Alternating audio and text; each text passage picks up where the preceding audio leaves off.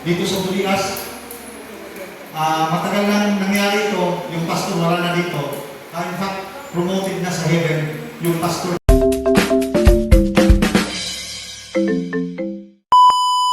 Mula po sa ating talata, radical love is giving. Love is giving. Ang pag-ibig ay nagbibigay. Parang kailangan pa ba i-memorize yan?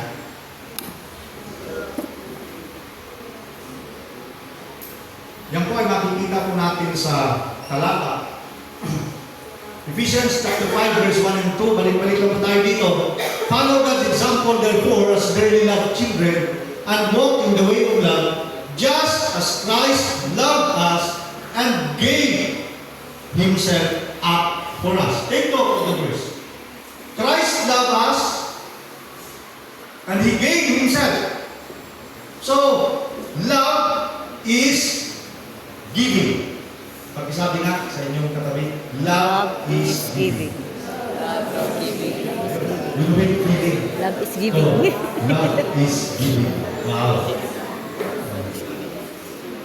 Ang saya-saya. Love is giving. Ang pag-ibig daw ay nagbibigay. Love is giving. Love is giving. Mamaya ay itatanong ako tapos by the way, sa Wednesday of Morning Worship, medyo matalastas.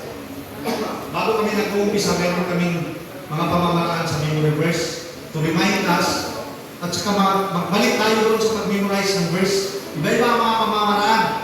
Nakadalawang Wednesday na kami at saka may preview. Mamaya, very familiar verse. Kapag na-memorize mo, pag nakita mo, sabihin mo agad yung verse. At yung nauna, mamaya pagkatapos sa worship, lapit ka sa akin na may special prize ka. Yan. Kasi love is giving. So, magbibigay tayo kasi ang pag-ibig ay nagbibigay. Kagaya ng si Jesus ay ibinigay niya kanyang sarili para sa atin. So, love is giving.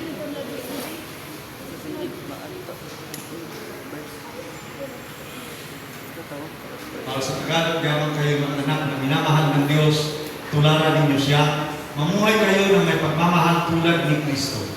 Dahil sa kanyang pagmamahal sa atin, inialay niya ang kanyang buhay. So, love is giving. I hope naintindihan natin ito. Ang pag-ibig, ang radical na pag-ibig ay nagbibigay. Love is giving everything and taking nothing. Wow, very much. Ang pag-ibig daw ay pagbibigay ng lahat at hindi humihingi ng kapalit. Tama? Tama. Ang tunay daw na pagmamahal, ibinibigay, ibinubuhos ang lahat without taking nothing. Ito na. Ito na yung aking the heart of the Bible is, kung gets nyo na, tumayo ka na at, except sa mga pastors na.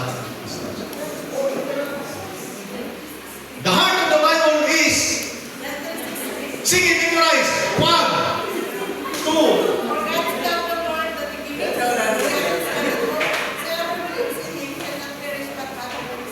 wow! Pero, I'm not saying na tama yun ha. Mamaya, makikita natin. Pero kung may naka-memorize, either sa Tagalog o Cebuano, ng John 3:16, tumayo na kayo, mag-memorize, o sige, dali!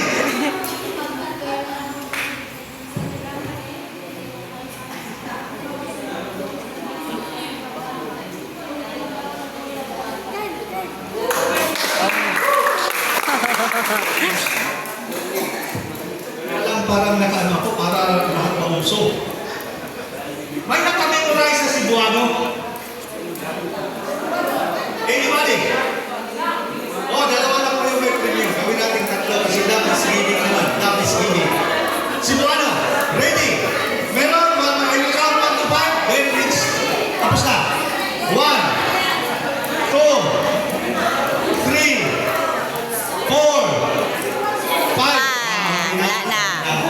So the heart of the Bible is John 3:16. Paborito kong verse. Kung makita ko yan sa nagre-research ako, John 3:16, yan yung unang lumabas. Sabi ko, sa'yo na ano, grabe ano. Nakangiti. John 3:16. So, very basic. By the way, si Daniel at saka si Marifer, please come after the worship. Ayun, the heart of the Bible.